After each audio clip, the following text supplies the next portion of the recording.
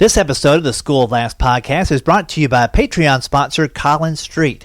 If you'd like to find out how you can support the podcast, please log on to patreon.com/School of Laughs. That's patreon.com/School of Laughs. We're also brought to you this week by the Clean Comedy Conference. If you're a comedian who's looking to get more bookings for corporate gigs, cruise ships, churches, colleges, or even clubs, you want to check out this conference. You maybe want to write for late night TV or perform on late night TV. If that's so, the Clean Comedy Conference is definitely the place for you. It takes place this year in San Diego, California, October 13th through the 15th. Early bird registration ends on August 15th, so sign up today at cleancomedyconference.com. And as a special offer to School of Laughs listeners only, use promo code School of Laughs to save $10. Go to cleancomedyconference.com today. Welcome to the School of Laughs podcast, brought to you by schooloflaughs.com. Whether you're an aspiring comedian, a part-time pro, or a speaker who wants to become funnier, this is the podcast for you. We'll break down tools, tips, and techniques to help you get bigger, better, and more bookable. And now, here's the show. That's right. Let's get this show rolling. Rick Roberts here. Thanks again to Collins Street and everyone who's supporting the podcast through Patreon, and to the Clean Comedy Conference for supporting this show. This week I've got a fun interview with Taylor Mason. I'll tell you about him in just a second. I did want to say, if you are in the Nashville, Tennessee area and you'd like to take the upcoming writing class, it starts very soon. In fact, it starts Monday, August 1st. Occurs on the 1st, 8th, and 15th in Nashville, Tennessee from 6 to 8 p.m. The class cost is $200, and that covers all 3 sessions and feedback on your writing and your homework exercises. So if you feel like your comedy is at one level and you'd like to take it to the next level and maybe even the next level, the comedy class might be just for you. Feel free to shoot me an email at schooloflaughs@gmail.com and ask me any questions you have. Or if you're into it, go ahead and hit schooloflaughs.com website and check out the classes link for more info. Let me tell you about Taylor Mason. Taylor I worked with probably the first time in the mid-90s up at the Vernon Hills Zanies, and he was funny then. He's even funnier now. He's been at this thing since the 80s. He was right there when the boom was happening. He tells us some great stories about how he kind of got started in comedy and then found himself as the musical director for Second City for several years, how he went to Northwestern and his professors thought that he was just kind of pretending to be a student, but some of that stuff he learned there has come in really handy, especially when it comes to writing his comedy. He tells us some great stories about opening for Spyro Gyra and Warren Zevon and all these other people. Talks about his days as a piano bar guy, much like the Billy Joel song, Piano Man. Just a ton of great insight and fun stories. Gives us a great story, actually 2 great stories about shows that could have gone horribly wrong that ended up turning around through various different techniques that he used to kind of bail himself out. So very funny story. The second one will actually leave you in stitches, as you'll hear. So let's get right on to it right now. Here's my good buddy Taylor Mason. So I'm here with Taylor Mason. How's it going, bud?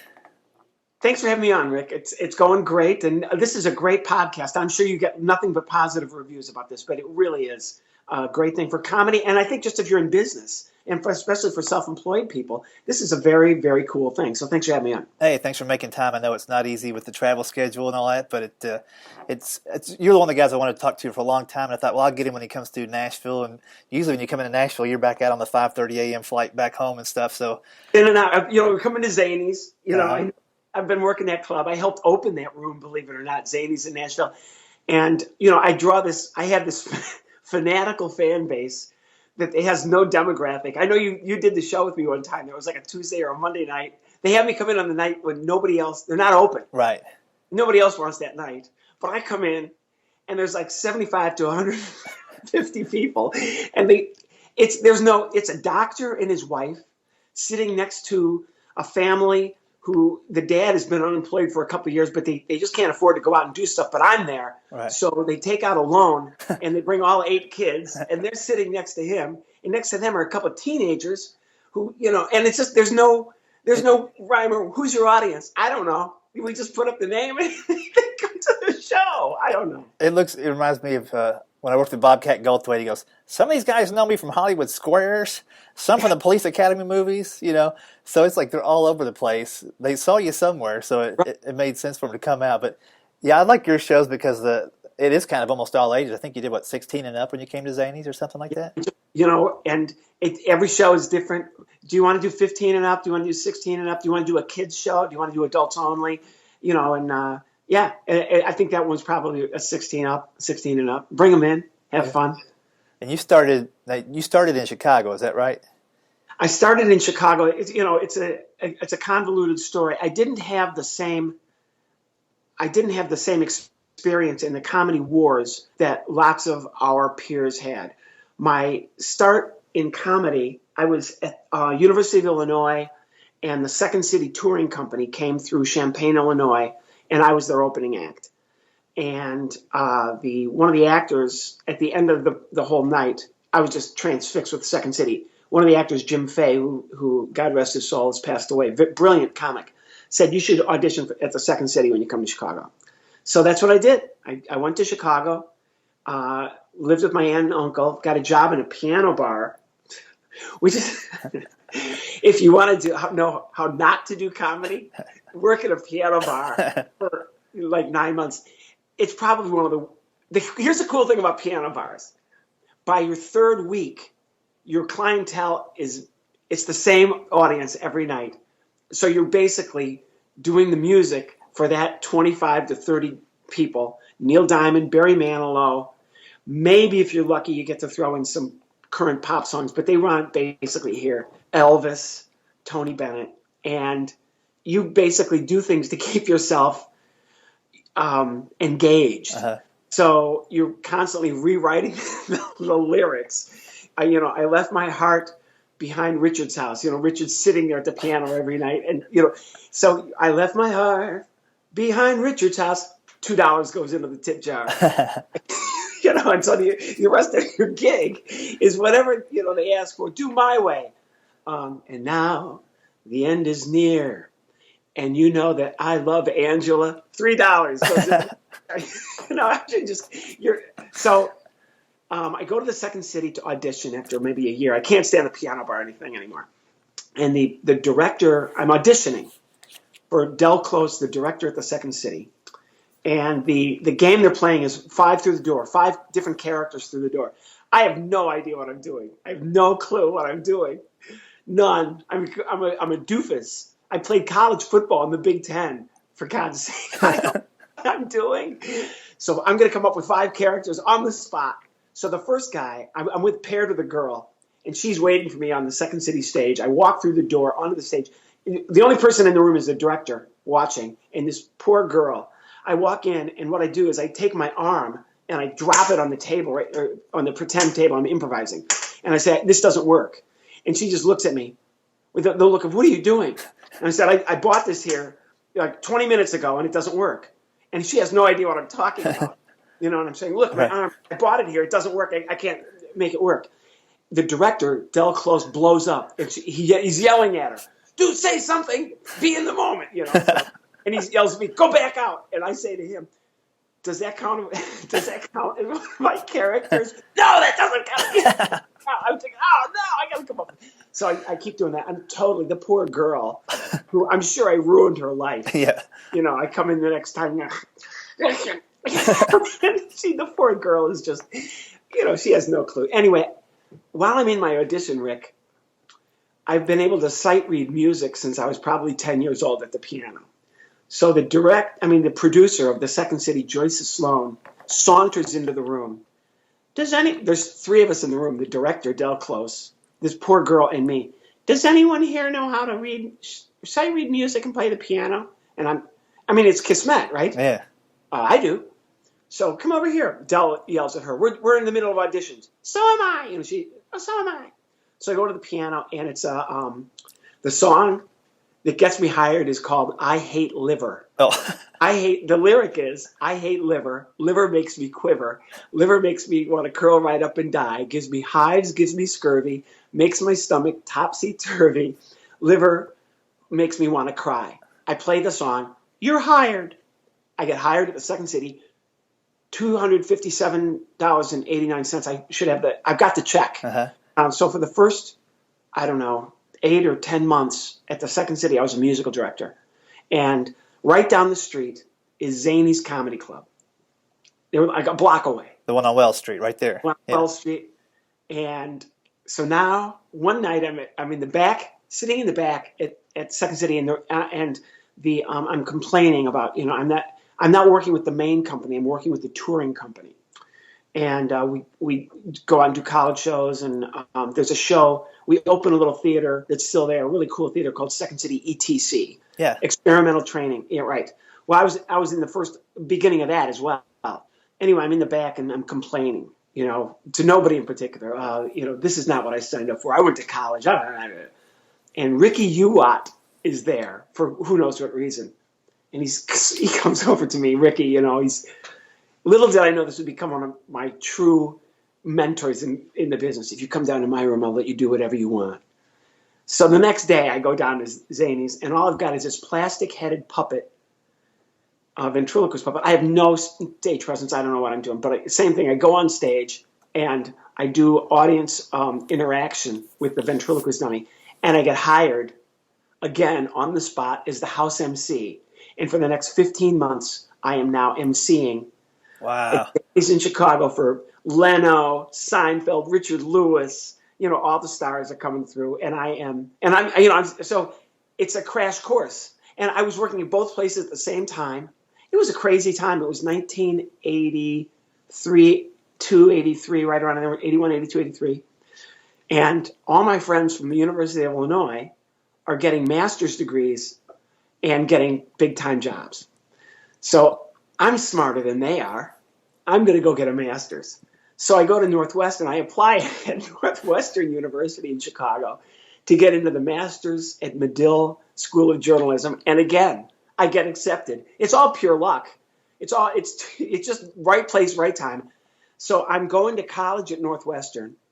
I'm working part-time as the musical director at the Second City, and I'm working part-time as the MC at Zany's Comedy Club. And all that stuff in a pot has led to a career that I've been doing now for more than 30 years. I've been doing this for 33 years. I've made a living as a live entertainer, writer, comedian, ventriloquist, puppet thing, whatever. Yep. So that's kind of a short intro to everything that I do. No, it's pretty wild. I'll say this before I forget. That Second City, etc. One time I was on stage at Zany's on Wells Street, and it was back during the Perot, Clinton. Oh yeah. And they were doing a big piece. They had a big performance thing going on with debates or whatever. Yeah. And some guy popped his head in the door after I got done with my last set on a Saturday. He goes, "Hey, you want to come down and open a show up at Second City, etc." You got to be kidding me. He goes, "Yeah, I popped in. I saw you doing some Clinton jokes. Come here. They're doing a debate. It'd be great if you just did those bits and then said that you guys are warmed up. Let's get going." So, I never got to do a major Second City experience, but for me that was like pretty cool just to walk, like you say, a block and a half down, go in there and do your thing, and it's such an intimate space, that etc. Very cool. Jeff Garland did a one-man show in that space years ago, and yeah, it's a great. Frankly, it's very hip, and a lot of artists in Chicago like the ATC space better than the main stage for a lot of reasons. But one of it is because it's so intimate. It's tight. It's great for comedy. The laughs are bouncing off the walls, and it's experimental. So they're into all kinds of stuff. So how cool for you, man? That's awesome. We have many links, you and I. Yeah, a little bit. Did you tell me a story when we were down here doing the Stand Up for Families taping about doing a paper for your college? Was it? I guess it would have been college where you went in and wanted to see the books from Zany's. Oh yeah, well. Can you tell me that again? It's because I think everybody's going to get a kick out of this. Well, first of all, I don't remember the exact story that I told you, but I'm getting my master's at Northwestern, which is a really, really expensive. It took me a long time to pay off my student loans, and so I'm going to do my thesis, my study halfway through the year. It's a 1-year program. I'm going to do my thing on Zany's Comedy Club. So I didn't know that much about comedy, but I don't know who these guys are. I have no idea who any of these guys are. So I go in and I ask Rick, can I see your books? And of course he's, what do you want to see my books for? And I tell him I'm a student. I'm a student at Northwestern University. Rick is like, the story at Zanies was, it was a strip joint. And Ricky goes legit and opens his comedy club, and it later ends up running the comedy world in Chicago. He was the only person who ran comedy. I mean, if you wanted to do comedy in Chicago, you went through Rick Uwat. So he'd gone from this kind of snarky business. Now he's legit, and he's in comedy. And I said, I just want to look and see how you make things work. So sure enough, I go. He says, okay, I'll let you. And Bert Haas is the room manager. And Bert doesn't. What do you need these for? Well, I'm getting my master's. Oh, so you think you're Bert didn't know me. So I go in and they give me like not everything, but and I'm looking and I'm like, oh my gosh, these guys are making a living traveling around the country doing these comedy clubs. What am I doing? Right. University. You know what I mean? It's like such an eye opener. I couldn't believe how much guys were, and these weren't the stars. These were just like middle acts. T.P. Mulrooney. I'm trying to think of. There were guys that would Brian. There was a guy named Kraft. America spells comedy. Kraft was his like line. Gary Kern, this guitar act. He was married. He had a car, and he was going around doing comedy. And it was like such an eye opener for me that I was like, I could do this. That time for me, Rick, was that time. Here's what was going on for me on a typical week. And so when I see that, it's such an I could do this, and this is what I was doing. Like Monday night, I go to school during the day on Monday, and then there'd be like you'd have to meet with your group. It's people from like Swarthmore, University of North Carolina, a couple of kids from Ivy League schools. I mean, people they want to go into business, and then there's me. We have a meeting. Taylor, where are you going? I've got a gig. A what? I'm a comedian. Are you out of your mind? I would go into. So I'd do that. Race on the train on the L into Chicago, Evanston into Chicago, and I'd do the Monday night show at the Second City. Go back up to Northwestern, study a little bit, go to bed, get up, go to school, go back down. Tuesday night back to the Second City. Same thing the next day, except Wednesday night I perform at Zanies. Thursday, Rick Uwat gets me the opening act for Spyro Gyra. Oh yeah. At some outdoor arena. So I take the train out to, Poplar Grove, this big outdoor arena, open for Spyro Gyra, get back in the train, go back into Chicago, go over to Second City, do the late show at ETC, get on the train, go to Northwestern, get up the next morning, go to class. I mean, there was a place called the Park West. I opened for, Ricky would get me all these gigs. Warren Zevon. Okay, so here's Warren. If I told you my Warren Zevon story. I'd love to hear it. Oh, this is a good one. This is great. I get the opening act slot. Warren Zevon, Park West, Chicago. Jan was the booker, Jam Productions in Chicago. And he's, he wants me. I want Taylor. So I go and it's packed, 900 people, beautiful venue. And he goes, I want you to do 30 minutes. It's going to be a tough crowd. And by this time, I can handle anything. I walk on to the Warren Zevon crowd. It's bikers. And my act is the difference between Count Chocula and Captain Crunch. So I open with, I think my opening line at that time was, you probably can already tell I don't have any stage presence, which would get a decent laugh at Zanies. This crowd, some guy yells out, I've seen a lot of comedians, and I can tell you already this is going to be a long night for you. There's a Steinway concert grand to my left. So I just kind of sleaze my way, like I morph myself into the Steinway and play You Can't Always Get What You Want. And they're singing, can't always get what you want. Segue into Hey Jude. Hey Jude, and they're singing along. So then I do like a Chuck Berry medley. 30 minutes. Look at my watch. 30 minutes. I got through it. I'm walking off the stage. Okay. Jan, the producer for Jam Productions is there. This is what he says to me. Taylor, that was the best comedy show you've ever done. I haven't told one joke. I'm in a panic. So what I'm thinking now, Jan loves me. I turn to leave. And here's Warren Zevon. Don't ever touch my piano again. Oof. And so I went from right. Whoa, this guy loves me to, I just insulted, a pop star icon, Right. and ran back to Zanies. And that happened to me a lot. I would do I would be at the Park West, open for Conway Twitty or Jerry Lee Lewis, all these acts, Bobby Vinton, and then run back to Zanies and do the Late Show, run over to the Second City and perform at the improvised set, or have to do the Late Show or whatever. So, and I was doing all that for like a year and a half. Then I was a full-time MC at Zanies. And then I met Joey Edmonds in Chicago. He lived in Chicago, and started doing the NACA circuit. I did the Oregon. NACA circuit. I did the National Association of Collegiate Activities. Did you do that? I did college, but I never went through the showcase thing. I did the showcase thing for probably 7 or 8 years with a great guy, Joey Edmonds, great booking agent. Joey's the best. Much older now. I was with him for many years ago. And the cool thing about Joey Edmonds, there are lots of cool things about Joey Edmonds, but the nice thing about Joey was that he had been in show business. He had been with a guy named Tom Curley, and they had a great routine.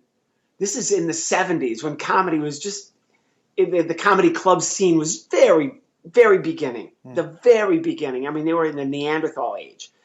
And they did a routine 2-man comedy show, Edmonds and Curley, about birth of twins. And they're twins in the womb. They're swimming around, and, they come out and they're like, ah! And they try to get back. It's a very funny scene. They did the Tonight Show with Carson. Oh, wow. And then, unlike most comedians of the day, they didn't go to Vegas and do it like Tom Dreesen, David Brenner, that group. I'm trying to think of other guys that were, they weren't like in the Richard Pryor group, that went to superstardom.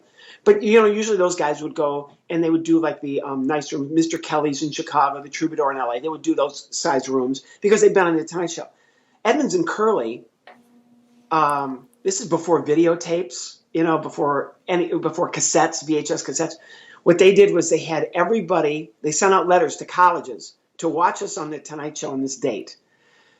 And they got so many bookings from that and basically invented the NACA. Oh, wow.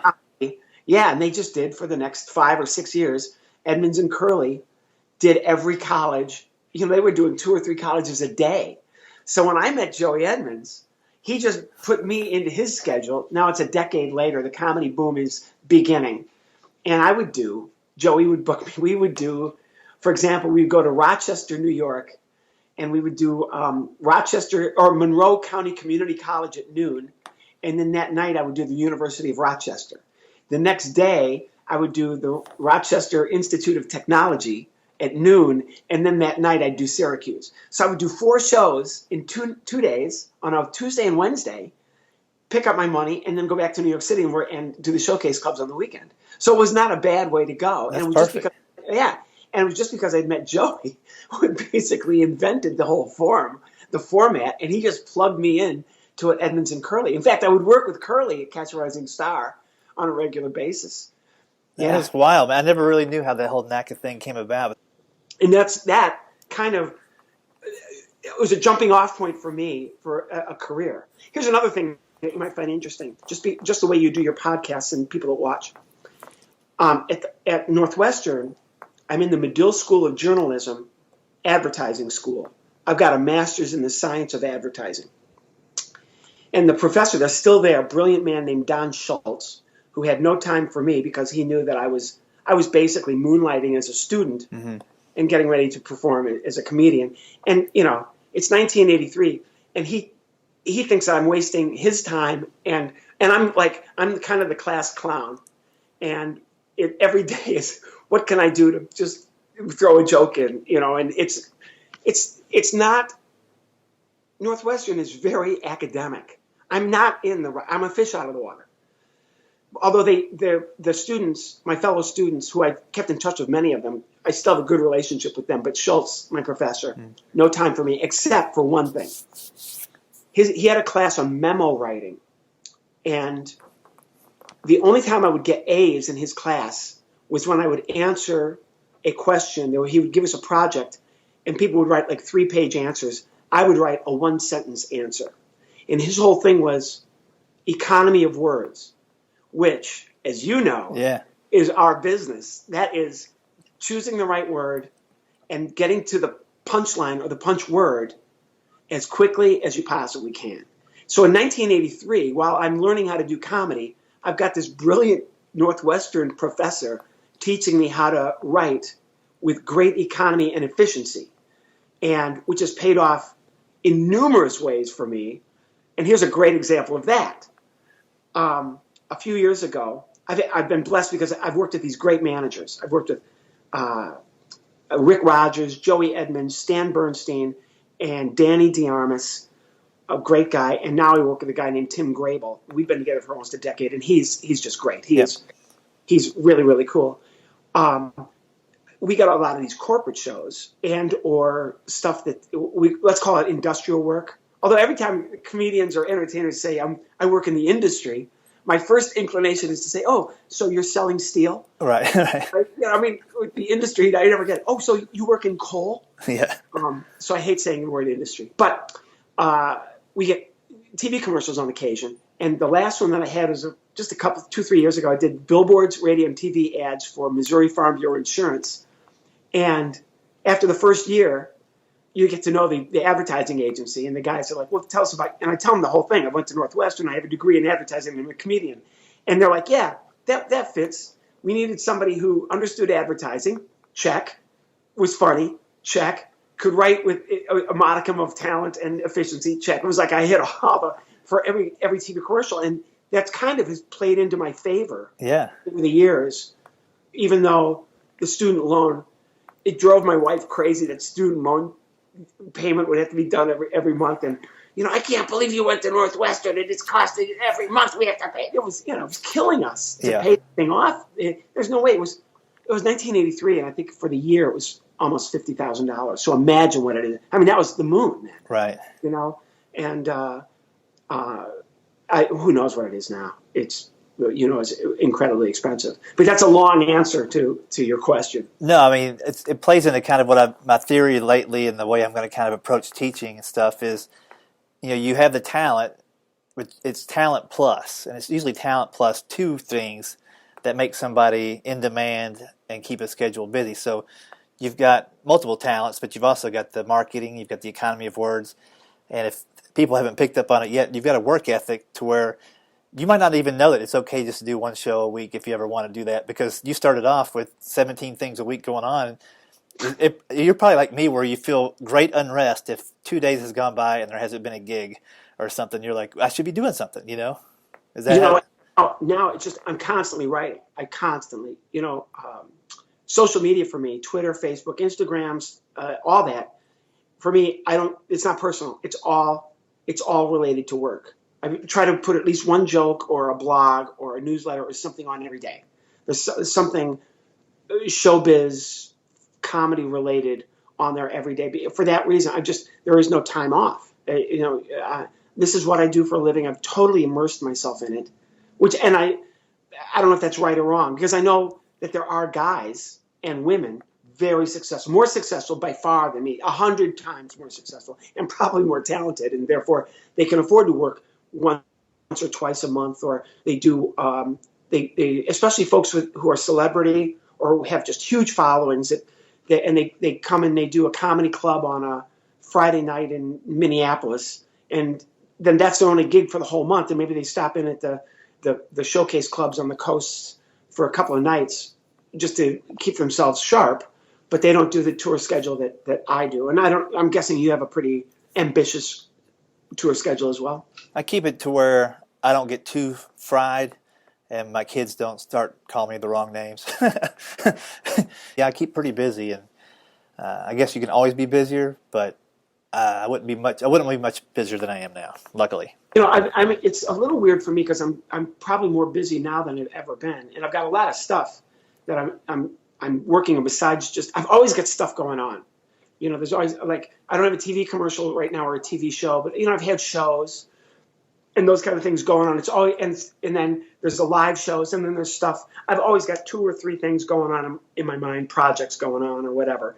Another thing, just kind of related to what we're talking about, the cool thing about what we do is the robots are coming.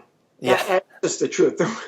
And the future is going to be creative solutions to problems, not just creative in the way comedians would come up with what we think are clever, funny, interesting, entertaining, and informative stuff. Our job is to come up with clever, entertaining, funny, informative stuff, and the audience's job is to tell us that we have no talent at all. Right.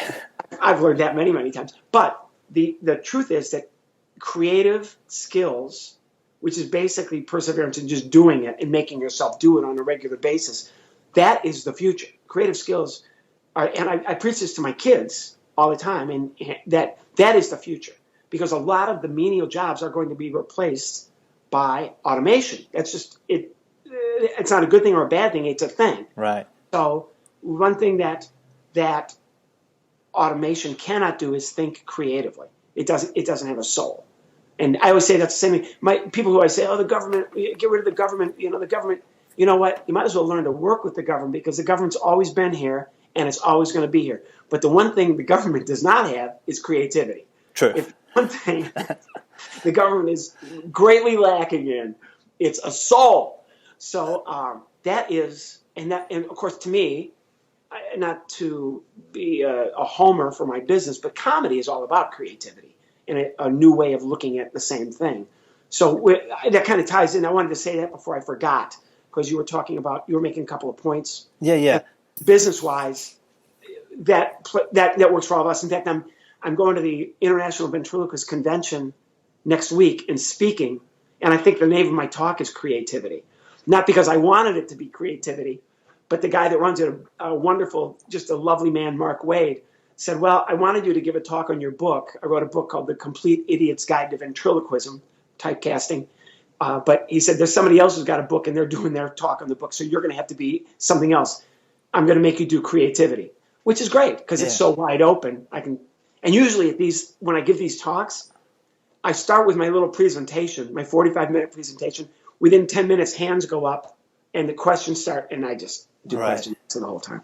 So tell me about that experience, because you're a musician, you're a ventriloquist, and you blend the two. But which do you find more interesting and more rewarding, or does it go back and forth between the two? It really goes back and forth between the two. Here's the way that I write. Let's take a joke. Let's think of something recent. Because I'm like you, I try to change stuff up a lot. Okay, so I'll just start with the premise here. You see those little stickers on the back of cars all the time, the mom, dad, and the kids. Right. So that you see those all the time. In fact, the last time I was in Nashville, there was a grandmother in a minivan, and she had 6 of those little, and I'm taking for granted it was her grandkids.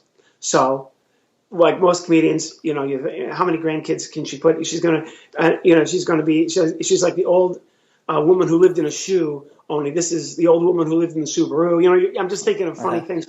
And the punchline that I finally come up with is, so I see this grandmother, and she's got like 20 or 30 of those little stickers of little kids. We're at a stoplight. I had to ask her.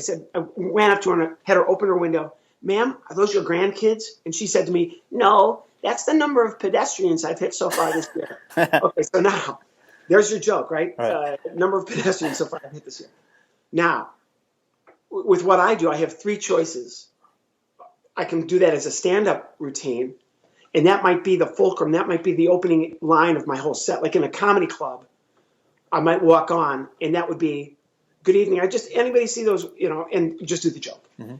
And that might lend itself to doing an entire riff on grandparents or cars. That's kind of how I work. Let's say it doesn't work. The joke, nobody gets it. Now I give it to the puppet. So I give it to Romeo, the boy figure, for lack of a better word, 18 or 19-year-old slacker. In current parlance, he's a cupcake, and he feels very entitled and should be given everything because that's the way he thinks. He doesn't have any idea who he is. So I give him that joke and let him do it. Let's say it doesn't work for him either. Now I take it over to the piano and I might do it as a song or a parody of a pop song or as a riff, and I'm talking and I do the joke. So that's kind of how I work. And it's all very utilitarian. It's all very organic, and I write the joke, I do the joke. If the joke works, great. If it doesn't, I give it to the puppet. If it doesn't, I give it to the piano, or vice versa. And that's how I constantly process. And I think for us, what you end up having to do is you have to learn to love the process of doing homework Right. And I hate there are things that I hate. Number one, I hate the process. And I always preach, love the process. You have to love the process. You have to love the writing and the coming up with the chords of the piano and saying the words of the puppet and getting the double take down perfectly. Now I hate all of it, but I always tell people I make myself love it because that is my job. That's the first. The second thing I really hate is the gym where I live because I could not maintain my lifestyle or my schedule unless I went to the gym.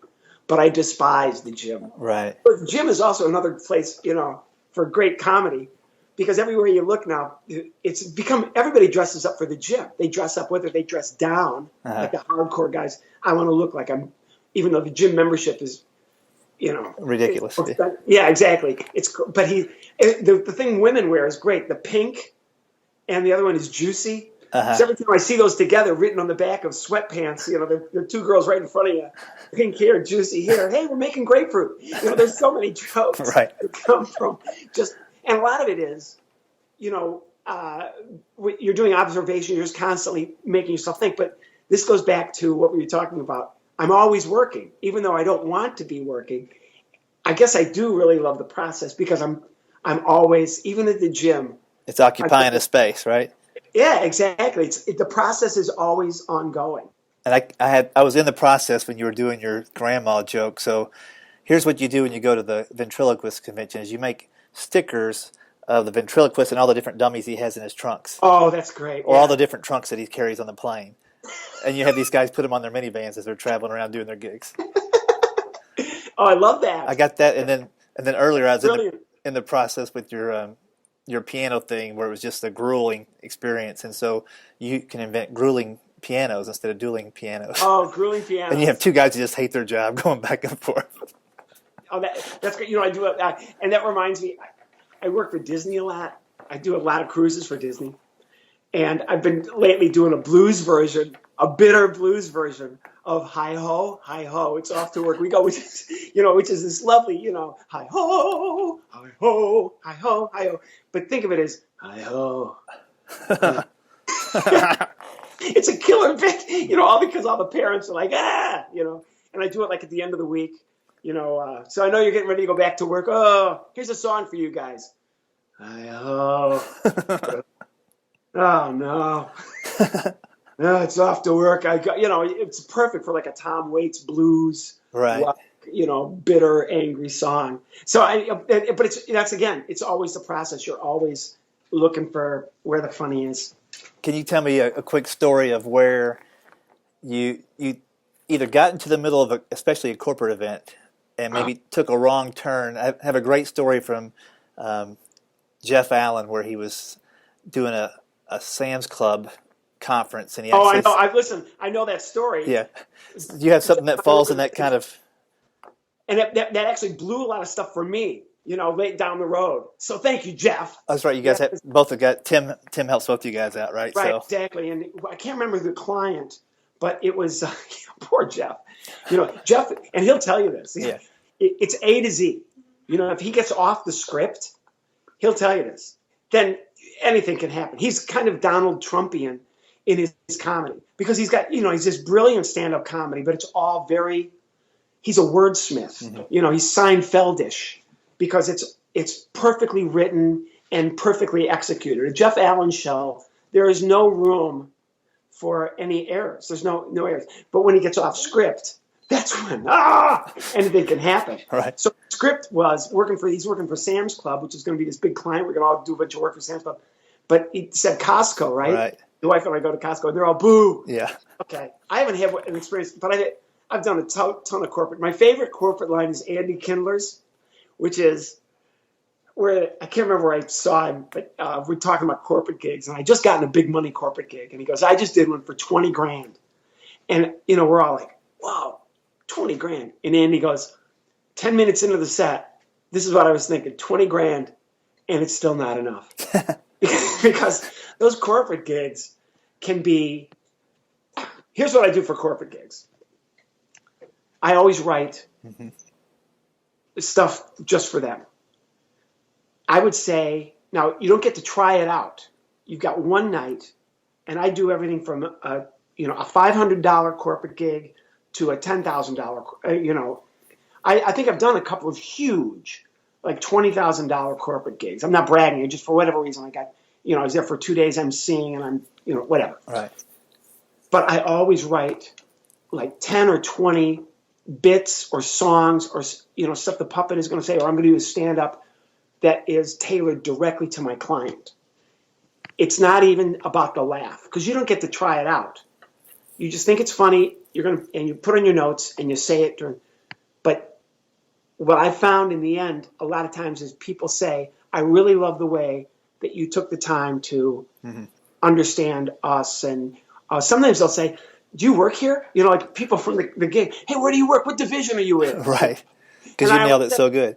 Exactly. I'm in human resources. Oh, I'm going to come down there. You guys are all, stop on back. That's happened a lot. I guess for me that I probably do 20 to 30 corporate gigs a year, ranging in price from every possible. You fly in, you do the corporate gig, and then you fly out. For me, I never know. You don't know what you're going to get. Right. Earlier this spring, I did one for the coal industry. Okay.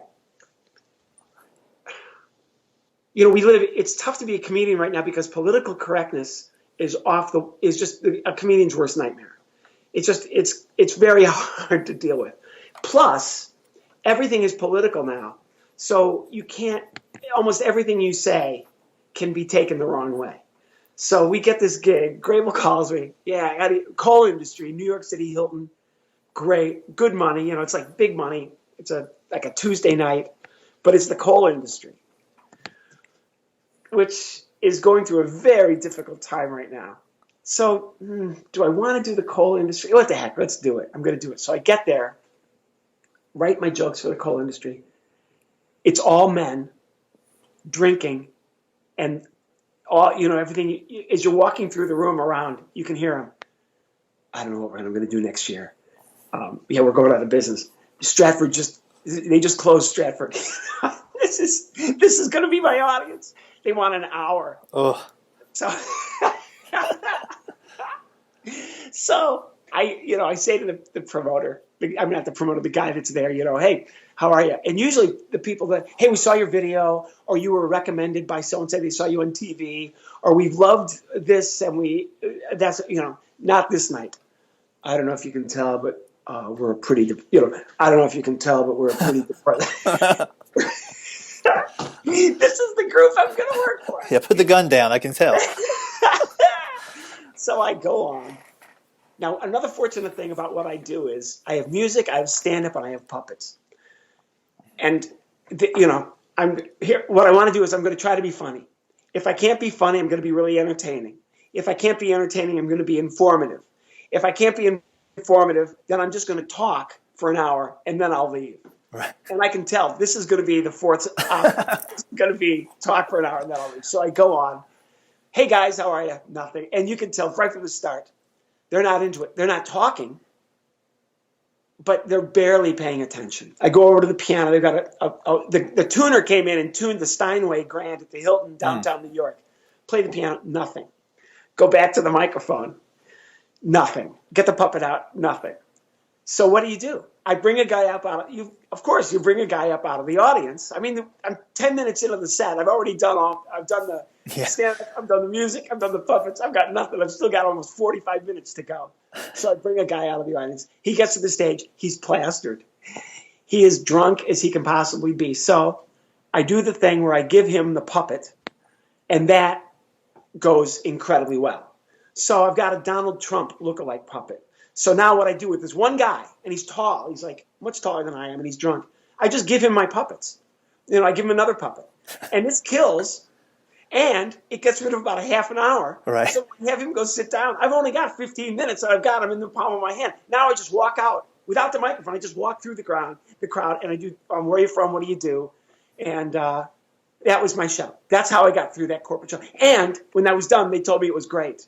There you go. They were coming up to me, guys, as I'm walking through the lobby. Hey, man, that was great. I was really depressed. Thanks. So I don't really get nervous. I get that feeling of for me, it's not nervous. I don't feel like, oh, I'm dying. What I feel like is, man, they're paying me a lot of money. I want to give them what they paid for, but this is just going to be such a hard thing. But I just figure out a way to keep going. I've got another great story about the puppets for you. This is one of my favorite. You can write all the jokes you want, but the really fun stuff is I'm working at, it's in Columbia, Missouri. Freddie is the booker. I've worked for him for many years. Deja vu. I'm working for Freddie. Freddie doesn't run the club, or he's not really involved with the club anymore, but he books me in there, so this is about a year ago, and maybe 2 years ago. So I'm doing, and it's a rough crowd. It's a drunk, kind of there's college students, but there's local people from central Missouri. And you got to be, it's 2 shows. The Friday second show is really tough. But it's a comedy club, and it's good money, and it's packed. Freddie's selling it out. And so I go on, and I'm doing my bit with the audience. Now, between shows, I went for a run. I did about maybe a 6-mile run. There's a stairwell in the back of the room, and I kind of throw my clothes down there, come back, and I'm putting my clothes back on, and my jeans are really tight. And I mean, I'm like, I can't believe I've gained this much weight. I don't look at the blue jeans, right? So I'm just pulling and they're not skin tight. They're like paint, but I get them on, barely get them buttoned. I go on stage, and I'm doing the set. And the 45-minute mark, I bring people up onto the stage. I'm going to do my big closer with 3 people on stage, and each one has a puppet. I kneel down in front of a girl who's got one of the puppets on her lap, and the pants rip from the inseam with my crotch all the way down my leg. The problem is that they were so tight when I was putting them on, I didn't put on any underwear. Oh. I just figured, I got to get these pants on. I got to go on. The gig's going to start. So I'm up there now, and I am literally exposed to the planet. And this is the age of cell phones. People. But I've got my back to the audience, and the puppet is blocking the girl's view of me, and my back is to the audience, so nobody can see what's going on.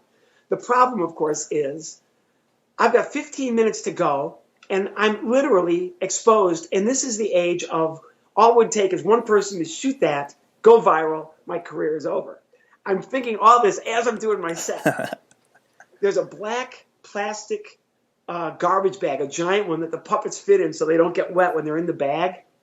So I slowly grab, as I'm talking, working with the people with the puppets, I grab the bag and cover myself,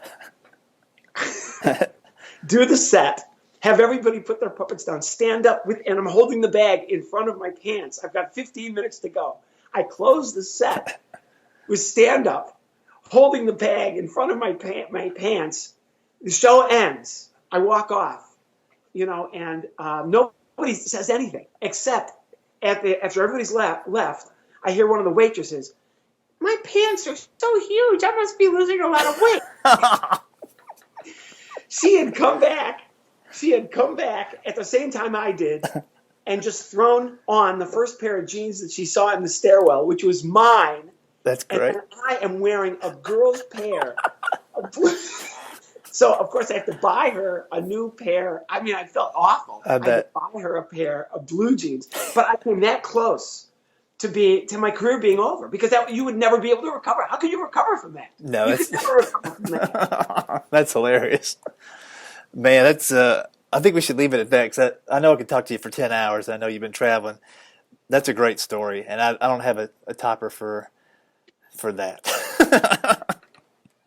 Well, but for your audience and for the people who watch the show, we covered a lot, which is a good thing. That sounds great. Thanks again for taking some time. Oh, Rick, you're a great guy, and I admire you, and you're an inspiration to many of us. So thank you very much. Hope you enjoyed that interview with Taylor. I know I did, and laughed pretty hard several times. Great story there in Columbia, Missouri, and some of the other stories too. Just too fun. If you're a Patreon supporter, you'll get to hear a bonus mini episode with Taylor Mason coming out next week. That'll be in the Patreon feed.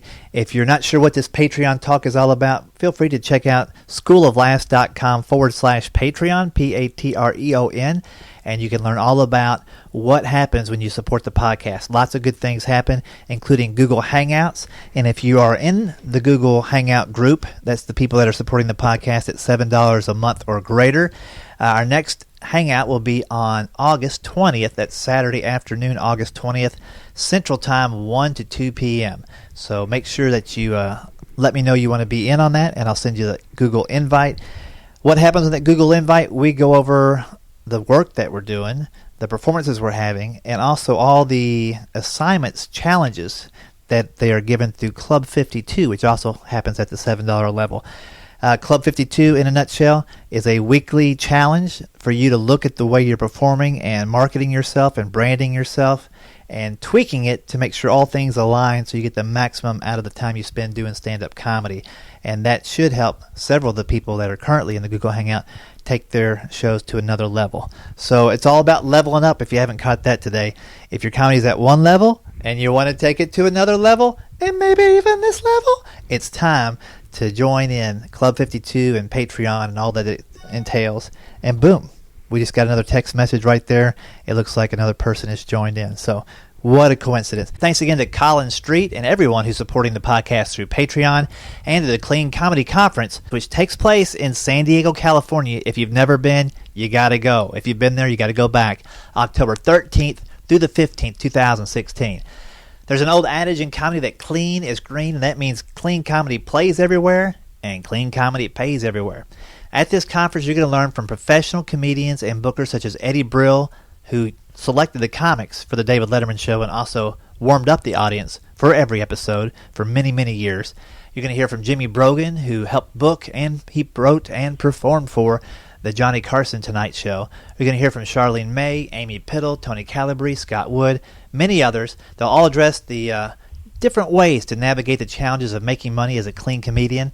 And in addition to working at clean comedy venues, a lot of these speakers, all these panelists, have written for TV, have booked clubs or colleges or churches or cruise ships and late night. So you're going to know exactly what they know. They're going to share everything, and it's going to be a great, great time. The theme for this year's conference is Clean Isn't a Dirty Word. Come out and see why for yourself. Early bird registration ends August 15th, so sign up today at cleancomedyconference.com. And as a thank you to School of Laughs listeners, use promo code School of Laughs for a special $10 discount. Go to cleancomedyconference.com today. All right, thanks for listening all the way through. I'll talk to you guys next week. Thanks for listening to the School of Laughs podcast. If you'd like to hear more School of Laughs podcasts, you can find them on iTunes and Stitcher.com. And don't forget to subscribe and leave a review. For information on upcoming live and online classes, visit schooloflaughs.com. Until next time, stay tuned, stay focused, and stay funny.